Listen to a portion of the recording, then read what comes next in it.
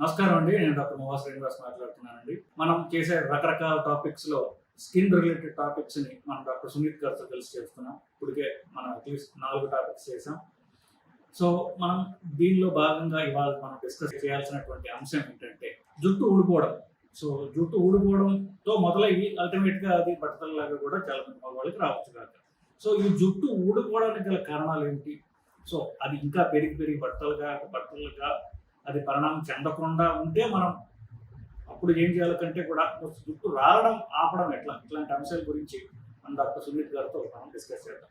So Sunith గారు basically ఇప్పుడు మగ ఆడ అట్లీస్ట్ 40 ఏళ్ళు దాటిన తర్వాత చాలా మందిలో జుట్టు సడన్గా రాలిపోవడం చూస్తూ ఉంటారు.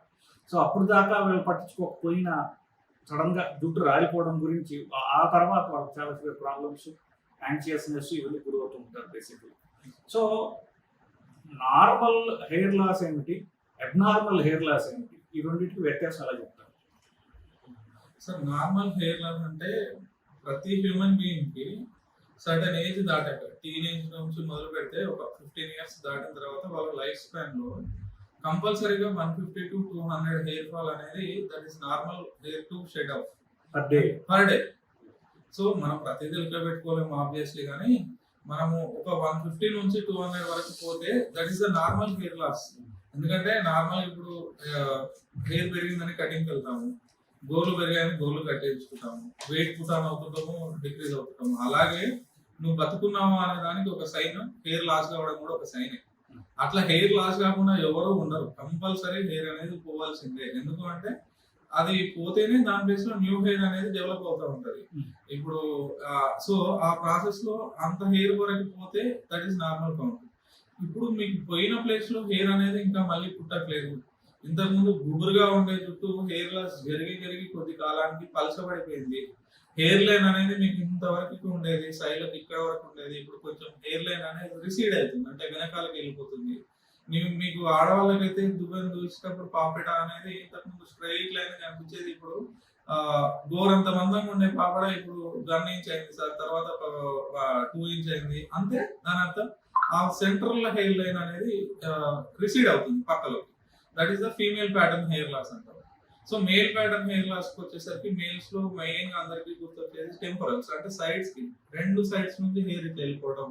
కొద్ది మందికి సైడ్స్ బాగానే ఉండి ఓన్లీ ఫ్రంట్ సైడ్ మాత్రమే వెనకాలకి వెళ్ళిపోవడం. ఇట్లా రకరకాలుగా ఫీమేల్స్ లో ఒక రకంగా, మేల్స్ లో ఒక రకంగా వాళ్ళ యొక్క హార్మోనల్ ఇంబ్యాలెన్స్ బట్టి హెయిర్ లాస్ అనేది జరుగుతుంది. సో నార్మల్ అనేది 200-300 వరకు పోవడం దట్ ఈస్ నార్మల్ కౌంట్. ఎందుకంటే అంత పోతుంది అంటే దాని అర్థం రోజు కన్నీ పుడుతున్నాయని. సో అబ్నార్మల్ అంటే ఈ రకంగా హెయిర్ లాస్ జరుగుతూ నీకు అక్కడ స్కిన్ కూడా కనిపించేంతగా పలచబడిపోయి జుట్టు గల సాంద్రత అనేది తగ్గిపోయి డెన్సిటీ అనేది తగ్గిపోవడము, లేదంటే అక్కడ ఏదైనా చీమ్ పుట్టుల్లాగా వచ్చేసి వేరే డిసీజెస్ వల్ల హెయిర్ లాస్ జరగడం అనేది అబ్నార్మల్ హెయిర్ లాస్. సో ఇప్పుడు అంటే వయసు పెరిగే కొద్దిగా మగవాళ్ళలో ఈ జుట్టు ఊడిపోవడం చూస్తూ ఉంటాము. అది ఒక వయసు అంటే ఉందా, ఒక్కొక్కరు ఒకలాగా ఉంటుందంటారా? ఉంది సార్. అంటే పర్టికులర్ గా ఇప్పుడు ఫెమిలియన్ ప్యాటర్న్, ఫెమిలియన్ అంటే జెనెటికల్ గా ఇంట్లో నాన్నకు ఉంది, తాతయ్య వాళ్ళకు ఉంది, మదర్ వాళ్ళ సైడ్ మేనమామల నుంచి వచ్చిన హెయిర్ ఫాల్ అనుకుంటే వాళ్ళకి టీనేజ్ లోనే స్టార్ట్ అయిపోతుంది సార్. ఇప్పుడు ఈ మధ్యన అయితే 15-16 ఇయర్స్ నుంచే హెయిర్ ఫాల్ స్టార్ట్ అయిపోయి ప్యాటర్న్ హెయిర్ ఫాల్ లోకి వెళ్ళిపోతుంది. అది pattern hair fall is nothing but androgenetic alopecia, అంటే హార్మోనల్ ఇంబ్యాలెన్స్ వల్ల వచ్చేటువంటి హెయిర్ ఫాల్ అన్నది. సో ఎప్పుడైతే హార్మోన్స్ అనేటివి నీ హెయిర్ ఫాల్ ని ఇంపాక్ట్ చేస్తాయో ఆ ప్లేస్ లో ఈ డెన్సిటీ తొందరగా క్షీణించడము, పలచబడిపోయిన ఆల్రెడీ హెయిర్ వెళ్ళిపోయిన ప్లేస్ లో మళ్ళీ కొత్త హెయిర్ రాకపోవడము, బట్టతలగా మారిపోవడము ఫ్యూచర్ లో చాలా తక్కువ టైంలోనూ, ఒకవేళ ఇప్పుడే ఇంటర్వ్యూ కాకపోతే ఇవన్నీ జరిగిపోతాయి. సో ఏజ్ దాటాక అంటే కొద్ది మందికి ఫ్యామిలీ హిస్టరీ ఉండి కూడా మేనమామల సైడ్ ఉంటది, ఫాదర్ కి, ప్యూర్ ఫాదర్స్ కి ఉంటది, కానీ పర్టికులర్ గా బ్రదర్ కి, ఎల్డర్ బ్రదర్ కి రాదు, యంగర్ బ్రదర్ సఫర్ అవుతారు. So that is carrier. So వాడికి ఎక్కడైతే ఈ హెయిర్ అనేది ఉందో అక్కడ ఈ హార్మోన్ అనేది పనిచేసే ప్రభావం సంబంధించిన రిసెప్టార్స్ సెన్సిటివ్ ఉన్నాయనుకోండి, హీఈస్ బీయింగ్ సఫర్స్ లాట్. ఎవరైతే ఆ రిసెప్టార్స్ అనేది రెసిస్టెంట్ అయిపోయి ఉంటుందో ఆ హార్మోన్స్ యొక్క ప్రభావానికి, వాడు తట్టుకునే శక్తి ఉంది హెయిర్ ఫాలిబిలిటీ, కాబట్టి వాడి హెయిర్ ఊడిపోదు, ప్యాటర్న్ హెయిర్ ఫాల్ లోకి వెళ్ళాడు వాడు జెనెటికల్ గా ఉన్నా కూడా. సో వీడికి వస్తుంది, వీడికి రాదు అనేది that's purely depends on fate. మన చేతిలో అయితే కంపల్సరీ లేని విషయం అది. ఎందుకు అంటే that's purely depends on hair follicle, అంటే హెయిర్ పుట్టుకల దగ్గర ఉన్నటువంటి వేరులో ఉన్న రిసెప్టార్ అనేది నీ యొక్క హార్మోన్ కి ఎలా ఉంటుంది అనే దాని మీద నీ హెయిర్ ఫాల్ అనేది డిపెండ్ అవుతుంది. అది ఎవరికి ఉంటుంది అనేది ఎవరు ఏ డాక్టర్ కూడా చెప్పలేరు. మీరు సఫర్ అవుతున్నప్పుడు దాన్ని ఏం చేయాలి అనేది నెక్స్ట్ అంటే మగవాళ్ళ హార్మోన్స్ ఎవరికైతే ఉంటాయి కొంచెం ఎక్కువగా ఉంటాయో, లేకపోతే ఆ హార్మోన్స్ మగవాళ్ళ హార్మోన్స్ శరీరంలో ఒక వయసు తర్వాత తగ్గుతూ ఉండటం తోటి ఈ హెయిర్ లాస్ అవడం వల్ల కానీ చూస్తామా? Yes sir. ఇప్పుడైతే ఈ హెయిర్ మొత్తంలో చూసుకుంటే ఈ ఫ్రంట్ సైడ్ బ్యాక్ సైడ్ రెండు సైడ్లలో మెయిన్ గా ఫ్రంట్ సైడ్ ఉన్నటువంటి హెయిర్స్ పుట్టేటువంటి రూట్ అనేది చాలా సెన్సిటివ్ ఉంటుంది మగవాళ్ళ హార్మోన్స్ కి. సో ఈ టీనేజ్ లో మొదలు పెట్టేసి 29-30 ఇయర్స్ వరకు ఈ మేల్ హార్మోన్ యొక్క సెన్సిటివిటీ ఎక్కువ ఉంటుంది బాడీలో, కాబట్టి అబ్బాయిల్లో అట్లాంటి వాళ్ళకి సెన్సిటివిటీ ఎక్కువ ఉంది కాబట్టి ఈ సెంట్రల్ హెయిర్ లో ఆ ప్లేస్ లో ఉన్న హెయిర్స్ ఎక్కువ ఓడిపోయి అక్కడ మాత్రమే బాల్నెస్ ఏర్పడుతుంది.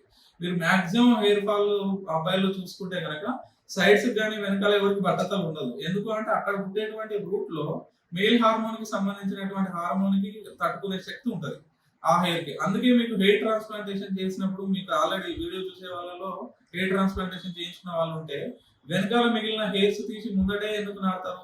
ఇది ఒకటే హెయిర్ కదా అందరికీ అంటే ఇక్కడ రిసెప్టార్ అనేది మీ హార్మోన్ ని తట్టుకుంటుంది కాబట్టి రేపు పొద్దున ఇక్కడ నుంచి తీసి ఇక్కడ పెట్టినా అదే రిసెప్టార్స్ ఉండవు. కాబట్టి ఈ హెయిర్ ఫాలికల్ తట్టుకునే హెయిర్ ని ఇక్కడ పెట్టావు కాబట్టి రేపు పొద్దున ఎక్కడ పెట్టినా తట్టుకోగలుగుతుంది కాబట్టి రిటైన్ అవుతుంది, పర్మనెంట్ గా హెయిర్ అనేది రీస్టోర్ అయిపోయి ఉంటుంది. దీనిలో కొంచెం కాంట్రడిక్షన్ అనిపిస్తుంది యాక్చువల్గా. అంటే కొంచెం టెక్నికల్ అనుకోండి. బేసికలీ ఫర్ ఎగ్జాంపుల్ ఇప్పుడు మగ హార్మోన్స్ పెరుగుతున్నాయి అనుకోండి, సో మగ హార్మోన్స్ తగ్గుతున్నాయి అనుకోండి, ఆడ హార్మోన్స్ రావాలి.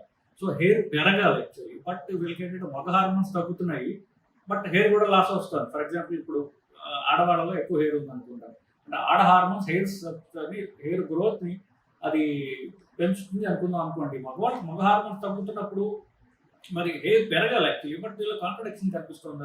అయితే రెండిట్లలో చూసుకోవాల్సింది సార్, ఇప్పుడు వెక్టార్స్ కనుక మనం చూసుకుంటే ఈ దిశలో నుంచి ఈ దిశలో నుంచి ఇప్పుడు ఆడవాళ్ళైనా మగవాళ్ళైనా ఇద్దరిలో రెండింటికి సంబంధించిన హార్మోన్స్ ఉంటాయి. కాకపోతే ఏ హార్మోన్ యొక్క డామినెన్స్ ఎక్కువ ఉంది అనేది మ్యాటర్ అవుతుంది. ఇప్పుడు యంగ్ ఏజ్ లో టీనేజ్ లో ఉన్నప్పుడు ఫీమేల్స్ లో ఈస్ట్రోజన్స్ కి సంబంధించి ఫీమేల్ హార్మోన్ యొక్క ప్రభావం ఎక్కువ ఉంటుంది, మేల్స్ లో మేల్స్ యొక్క ప్రభావం ఎక్కువ ఉంటుంది.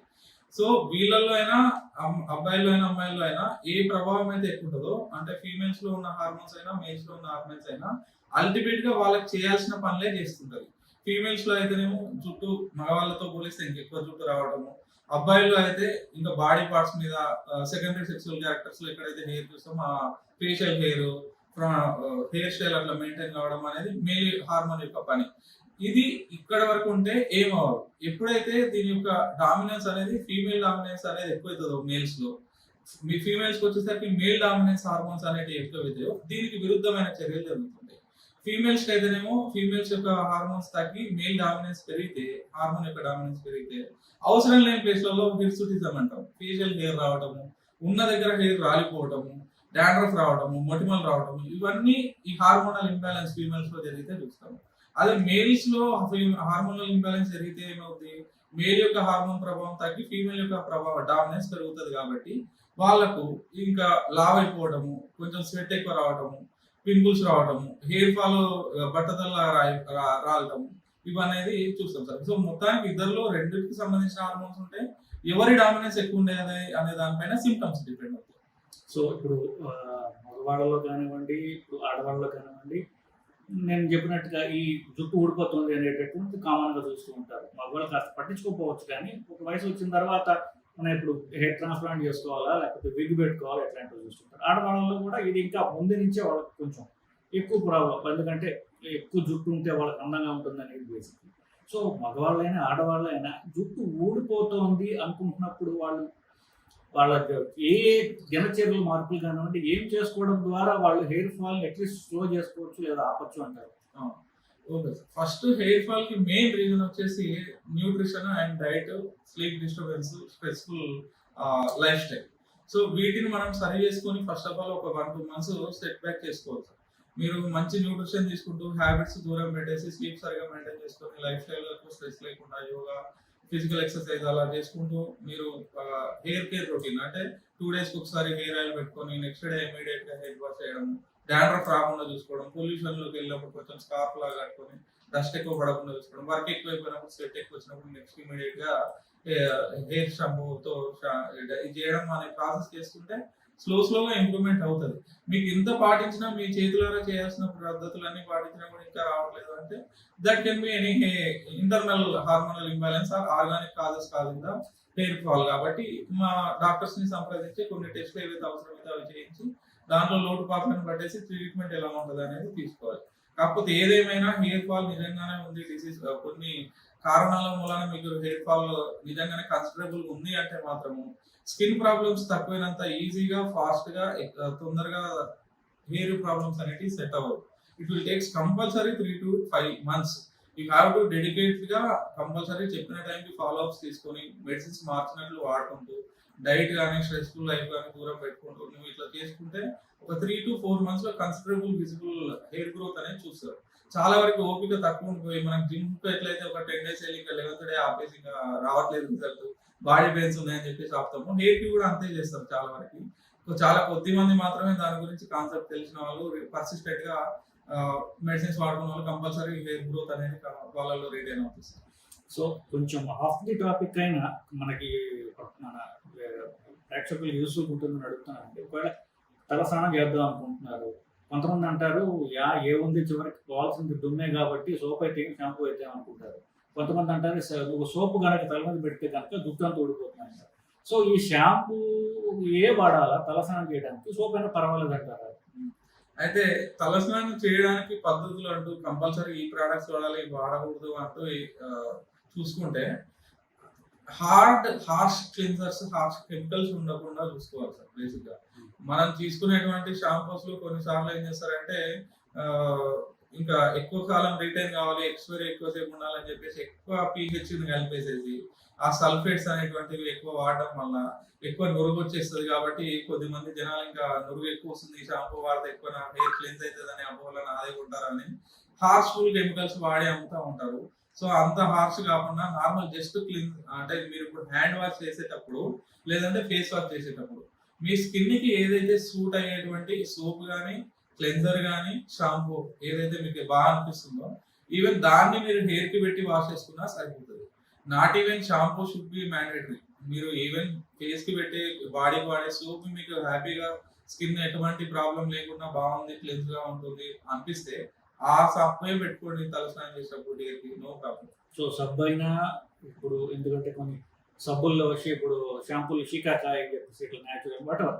సో సబ్బు అయినా లేకపోతే షాంపూ అయినా పర్వాలేదు అంటారు, కొంచెం జెంటిల్ గా ఉండేది వాడితే జెంటిల్ గా ఉండేది వాడితే. సో మీకు ఎప్పుడైతే హెయిర్ ఆయిల్ పెట్టుకొని ఇమీడియట్ నెక్స్ట్ డే అప్పుడు హెయిర్ ఆయిల్ రిమూవ్ చేసుకోవాలి కాబట్టి దట్ షుడ్ గ్రీజీ ఉంటది. అట్లాంటి కండిషన్స్ లో మాత్రమే స్పేర్ గా నెక్స్ట్ ఆయిల్ నెక్స్ట్ డే తర్వాత చేసే హెయిర్ షాంపూ కొంచెం నురుగు వచ్చేలాగా ఎక్కువ ఫోమ్ వచ్చేటువంటి షాంపూ వాడితే సరిపోతుంది. ఆ నెక్స్ట్ అదర్ డేస్ అంత ఫోమ్ అంత హార్ష్వి కాకుండా జెంటిల్వి చాలా. సో ఇప్పుడు మీరు చెప్పే దాన్ని బట్టి నురగ ఎక్కువ వచ్చేది ఇంకా స్ట్రాంగ్ సోప్ అవి ఉండొచ్చా? సో అది నురగ ఎక్కువ వచ్చే కొంచెం జుట్టుకి హానికరం అని మీరు ఏమైనా చెప్తున్నారు? అంటే నురుగ ఎప్పుడు ఎక్కువ వస్తే జుట్టుకు మంచిది అంటే నువ్వు ఏ రోజైతే ముందు వర్క్ ఎక్కువ చేసి స్వెట్ ఎక్కువ వచ్చి డస్ట్ లో ఎక్కువ తిరిగి పొల్యూషన్ లో ఎన్విరాన్మెంట్ ఎక్కువ తిరగాల్సి వచ్చింది, జర్నీ ఎక్కువ చేయాల్సి వచ్చింది, ఆయిల్ పెట్టుకున్నావు, నీకే కొద్దిగా తలలో కొద్దిగా ఇచ్చి సెన్సేషన్ స్క్రాచ్ ఫీలింగ్ అనిపిస్తుంది అన్నప్పుడు నురగ ఎక్కువ వచ్చే షాంపూస్, నురగ ఎక్కువ వచ్చే సబ్బులు పెట్టుకొని తలస్నానం చేయడం ఇస్ ద బెటర్ ఆప్షన్. లేదు ఇంటర్నల్ గానే 2-3 days నుంచి ఇంట్లోనే ఉంటున్నావు, పెద్ద బయట చేసిన వర్క్ అంత సిచ్యువేషన్ లేదు, నార్మల్ హెడ్ వాష్ చేసే 2 days అవుతుంది చేయక, అట్లాంటప్పుడు అవసరం లేదు. Normal gentle shampoos, gentle soaps ఎక్కువ నురగ రాకుండా వాటి పెట్టుకొని క్లీన్ చేసుకున్నా సరిపోతుంది. సో ఓకే, అంటే బాగా ఎక్కువ జిడ్డుగా ఉంది తల, ఎక్కువ గట్టి క్లీన్జింగ్ కావాలంటే మాత్రమే వాడండి. లేకపోతే కనుక ఎక్కువ నురగ వచ్చే వాటి వల్ల ఎక్కువ స్కాల్ప్ కి హాని జరిగి జుట్టు ఊడిపోయే అవకాశం ఉండొచ్చు అని మనం సునీత్ గారి దగ్గర నుంచి మనం నేర్చుకున్నాం బేసికల్. సో నెక్స్ట్ ఇప్పుడు మగవాళ్ళు కానివ్వండి ఆడవాళ్ళు అందరూ బైక్స్ తోలుతున్నారు. కార్ మీద రోడ్డు మీద చూసినట్లయితే బైక్లు ఉన్నంత కార్లు ఉండవు. సో ఈ బైక్లు పెట్టుకున్న వాళ్ళందరికీ హెల్మెట్లు పెట్టుకోవాలి. ఆ హెల్మెట్ లోపల మళ్ళీ కర్చీఫ్ కడతారు, లేకపోతే అలాంటి రకరకాల ఆడవాళ్ళు కూడా అంతే తలకి గుడ్డ కట్టుకుని దానిపైన మళ్ళీ హెల్మెట్ పెట్టుకుంటున్నారు ఇవన్నీ. సో వీటి వల్ల స్వెట్ లాక్ అయిపోయి జుట్టులో ఏమన్నా హెయిర్ లాస్ ఎక్కువ రావడానికి ఏమైనా అవకాశం ఉందంటారా? ఆ!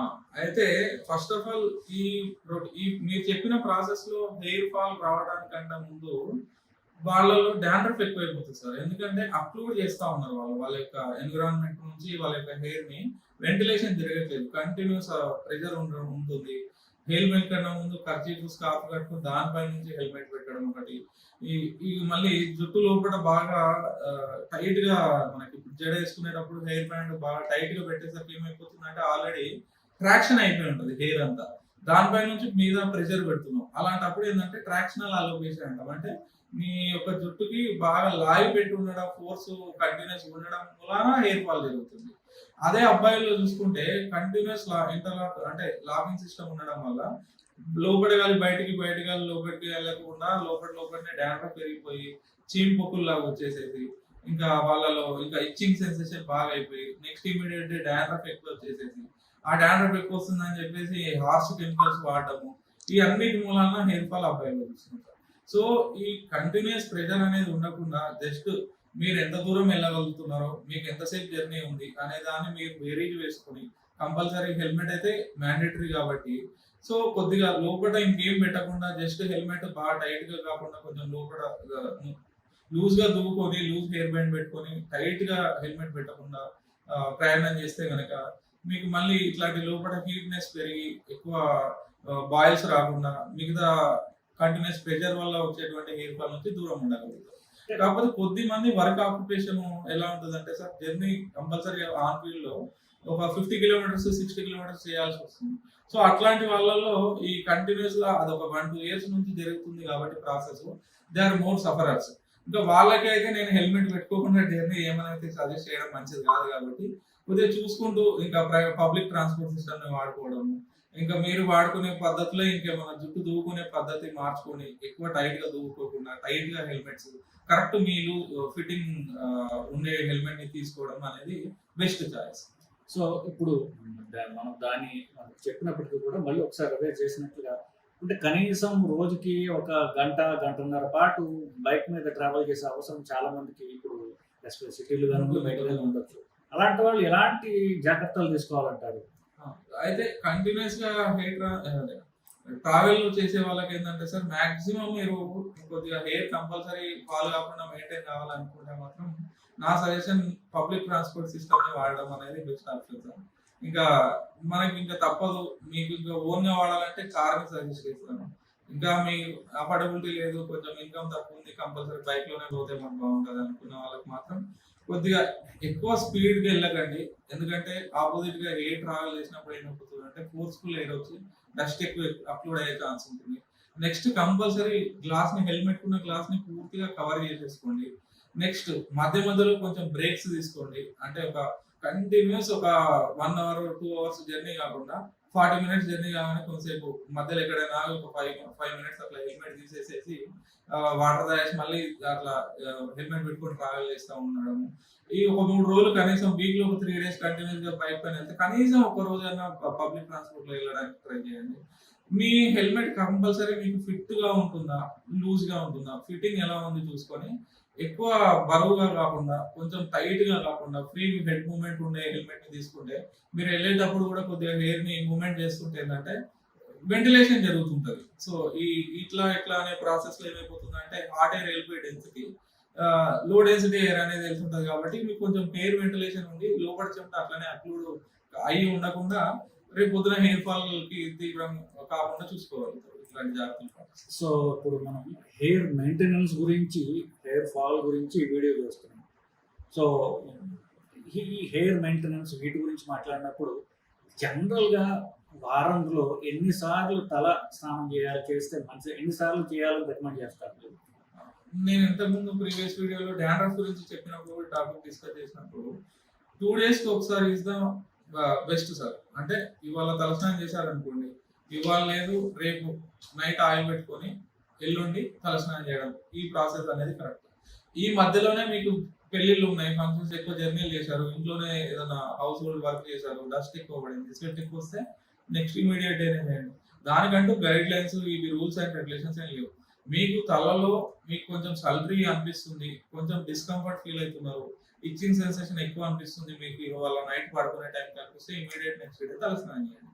లేదు మీరు పడుకునే టైంలో నాకు హెయిర్ స్కాల్ప్ అంతా బాగానే ఉంది, హెల్తీగానే, అంత ఎక్కువ డాండ్రఫ్ అయితే ఇచ్చి సెన్సేషన్ అయితే లేదు, అంత డిస్కంఫర్ట్ లేదు అనిపిస్తే నెక్స్ట్ డే తలస్నానం చేయాల్సిన అక్కర్లేదు, డ్రైగానే ఉంచుకోండి.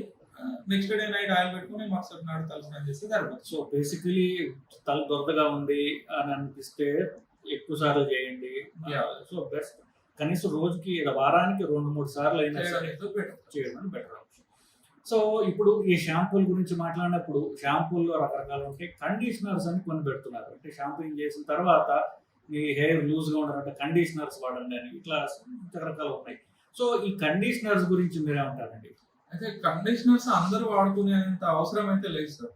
బై బర్త్ కొద్ది మందికి ఏంటంటే సిల్కీగా ఉంటాయి, వాళ్ళకు కండిషనర్స్ అక్కర్లేదు. బేసిక్ గా మీరు థిక్గా హెయిర్ ఆయిల్ అప్లై చేసేసుకొని నెక్స్ట్ డే ఇమీడియట్ గా తలస్నానం చేస్తే మంచి లస్ట్రస్ గా ఉంటుంది, హెయిర్ కూడా మెరుస్తున్నట్టు సింపుల్ గా ఎటు దూతే అటు మలిగిపోతుంది. మీకు అది అదృష్టం కనుక వాళ్ళు అట్లాంటి వాళ్ళకి ఇంకా అవసరం లేదు కండిషనర్స్. కర్లీ హెయిర్ ఉంది, బాగా స్ట్రైట్ గా నిలబడుతున్నాయి వెంట్రుకలు, ఎటు దూగిన ఒక హెయిర్ స్టైల్ మెయింటైన్ కాలేకపోతుంది, అట్లాంటి వాళ్ళు మాత్రం థిక్గా హెయిర్ ఆయిల్ పెట్టేసి నెక్స్ట్ డే తలస్నానం చేసే ముందు ఏం చేయాలంటే కండిషనర్ పెట్టి కొంచెం ఎక్కువసేపు ఉంచుకుంటే బెటర్ అని నా ఒపీనియన్ సార్. ఎందుకంటే దాంట్లో ఉన్నటువంటి వాడేటువంటి ఇంగ్రీడియంట్స్ ఎలా వర్క్ చేస్తాయంటే కొంచెం హెయిర్ ని కొద్దిగా హెయిర్ సాఫ్ట్ ని వంగేలాగా తయారు చేస్తాయి, అంటే కొద్దిగా మీరు సిల్కీగా ఉండేలాగా తయారు చేస్తే కనుక పెట్టి వెంటనే వాష్ చేస్తే ఏది పనిచేయదు. కొద్దిసేపు ఒక 15 minutes 20 minutes అట్లా మసాజ్ లాగా చేసేసి 15-20 minutes వరకు వెయిట్ చేసిన తర్వాత వాష్ చేసుకొని బయటకు వస్తే కనుక మీరు దాని యొక్క రిజల్ట్ అనేది. సో మంచి టిప్ అండి. కండిషనర్ అంటే షాంపూ లాగా వేసేసుకునేది కాదు.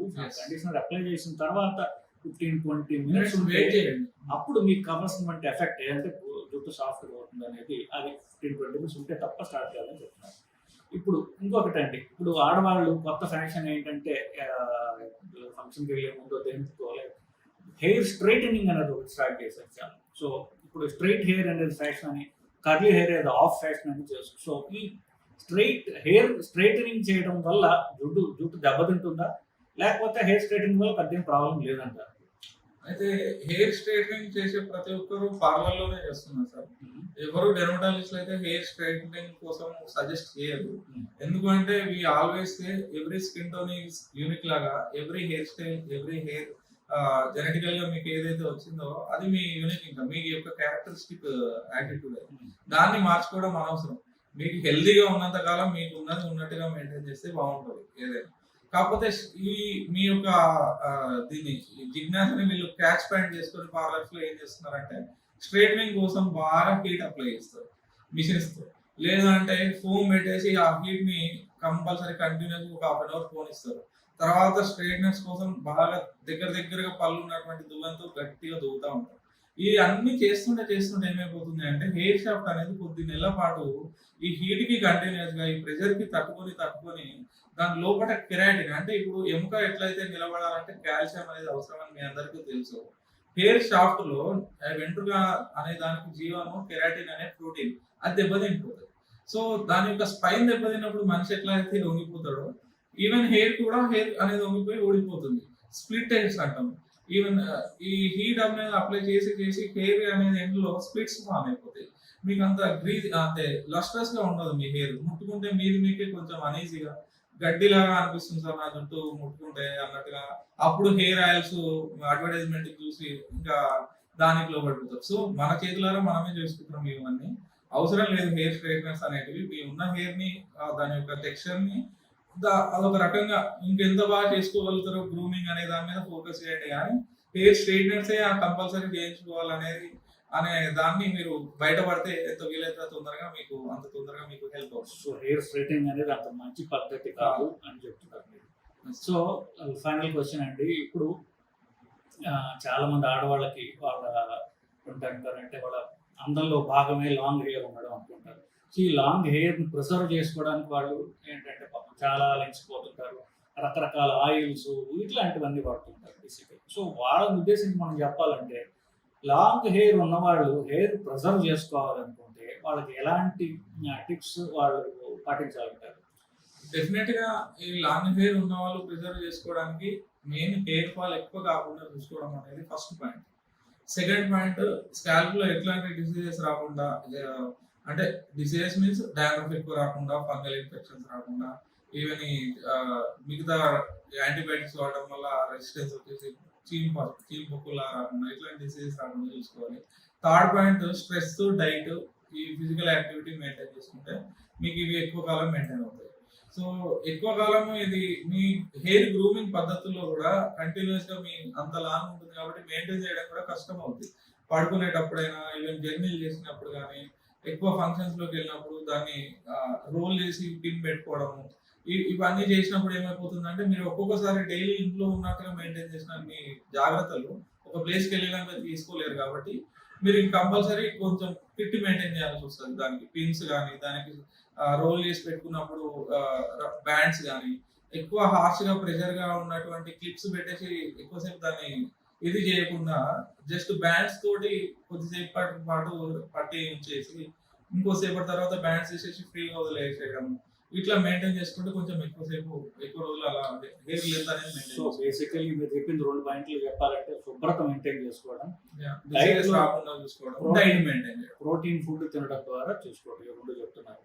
సో ఇప్పుడు ఈ దీనికే పాపం చాలా యాంగ్షియస్ గా జుట్టు మనకి ఎక్కువ కాలం ఉండాలి, లెంత్ లాంగ్ గా ఉండాలి అని చెప్పేసి ఆడవాళ్ళు దీంట్లో రకరకాల నానా ఎక్కడ పడితే అక్కడ ఏం చెప్తే అది అన్ని తలకి అప్లై చేసుకుంటారు. కొంతమంది ఎగ్ వైట్ అని, లేకపోతే నిమ్మకాయలతో చేయమని, ఇక రకరకాల ఏమి మార్కెట్లో అవన్నీ తలకి పట్టించడం జరుగుతూ ఉంటుంది. వీటిలో సేఫ్ అన్సేఫ్ అనేవి ఏమైనా ఉన్నాయి? అయితే నా ఉద్దేశం ప్రకారం అయితే అన్ని అన్సేఫ్ సార్. చాలా మంది అనుకుంటారు, నేను ఈ పదాన్ని వినేసి కామెంట్ లో అలోవెరా అన్సేఫ్ ఎలా అవుద్ది, కలమంద పెడతాం అది ప్లాంట్ ప్రోడక్ట్ కదా అన్సేఫ్ ఎలా అవుద్ది అనుకుంటారు. కాకపోతే మీరు హెయిర్ ప్రొడక్ట్స్ వాడే దాంట్లో మీరు చూసిన అలోవెరా, విటమిన్ ఇవన్నీ ఏంటి అంటే దాని యొక్క pH ని, దాని యొక్క కాన్సన్ట్రేషన్ ని న్యూట్రలైజ్ చేసి 1%, 2%, 0.5% అనే దానికి తీసుకొచ్చి మీకు ఆ ప్రోడక్ట్ ని తయారు చేసి అమ్ముతారు. దాన్ని పెట్టుకుంటే మీకు మెయింటైన్ అవుతుంది. కాకపోతే మీరు తెలియక దాంట్లో ఏముంది, డాక్టర్ గారు రాసే షాంపూలో ఇదే విటమిన్, అలోవెరా ఇవే కాదు, కుకుంబర్ ఇవే కాదు ఉండేది, మనమే డైరెక్ట్ తీసుకొని వాడుకుంటాం అనే అపోహలో చాలా మంది డైరెక్ట్ ఇంట్లోనే చేసుకుంటారు, తప్పలేదు వాళ్ళ యొక్క పీరియడ్స్ కి. కాకపోతే అది టూ మచ్ కాన్సన్ట్రేటెడ్. మీరు ఈ వీడియో చూసే వాళ్ళలో ఆల్రెడీ ఎక్స్పీరియన్స్ అయినప్పుడు కొద్దిమంది స్కిన్ కి ఏదైనా స్కిన్ ర్యాష్ వచ్చిందని చెప్పి ఇంట్లో కలమంద పెట్టిన వాళ్ళు ఇంకా ర్యాష్ అగ్రివేట్ అయ్యి డెర్మటాలజిస్ట్ ఇమీడియట్ గా కన్సల్ట్ అవుతారు. ఎందుకు?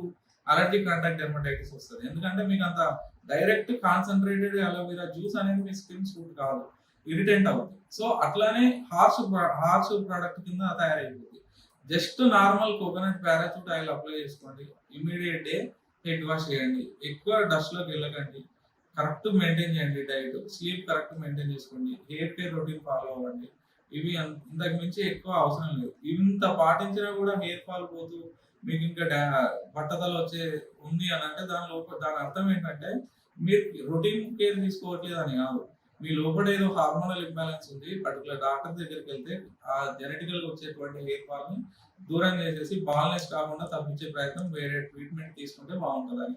అంతేగాని మీరు అనవసరంగా ఈ అడ్వర్టైజ్మెంట్ లో ఆన్లైన్ షాపింగ్ చేసేసి హార్ష్ కెమికల్స్ పెట్టేసి ఒక దాంతో పోయేదానికి డబల్ చేసుకునే ప్రాబ్లమ్స్ గురి కాకుండా చూసుకోవడం మంచిది. సో ఇప్పుడు అట్లీస్ట్ మా చిన్నప్పుడు అనుకోండి, స్కూల్కి వెళ్ళి ప్రతి వాళ్ళకి తల్లి ఎస్పెషల్లీ తనకంతా కారిపోయేటట్టుగా నూనె రాసేసేసి తల చక్క దువ్వెంతులా దువ్వేసేయడం, ఇదంతా కామన్ చూసేవాళ్ళు. ఈ రోజుల్లో హెయిర్ ఆయిల్ వాడటం అనేది చాలా చాలా తగ్గిపోయింది నిజానికి. సో ఈ హెయిర్ ఆయిల్ వల్ల హెయిర్ కి మంచి జరుగుతుందా, చెడు జరుగుతుంది అంటారా? హెయిర్ ఆయిల్ వల్ల కంపల్సరీ హెయిర్ కి మంచి జరుగుతుంది. ఎందుకంటే మన బాడీకి వాటర్ అనేది హైడ్రేషన్ ఎంత అవసరమో హెయిర్ కి హైడ్రేషన్ ఆయిల్. నువ్వు ఇప్పుడు నీ ఫేస్ అనేది అందరికి కనిపిస్తుంది కాబట్టి బయటికి వెళ్ళి రాగానే 2-3 సార్లు కడుగుతావు. కాకపోతే అదే తల ఎంత దూరంలో ఉంది ఫేస్ కి, ఈ పైనే కదా వెంట్రుకలు ఉన్నాయి. కానీ వారంలో ఎన్నిసార్లు చేస్తున్నారు తల స్నానాలు? కొద్దిమంది 1 టైం అంటారు, టైం దొరకట్లేదు, హాస్టల్లో ఉంటున్నాం అని చెప్పేసి చేయరు. కొద్దిమంది అయితే డైలీ చేస్తారు. డైలీ చేసే వాళ్ళు ఎట్లాంటి తప్పు పట్టరు.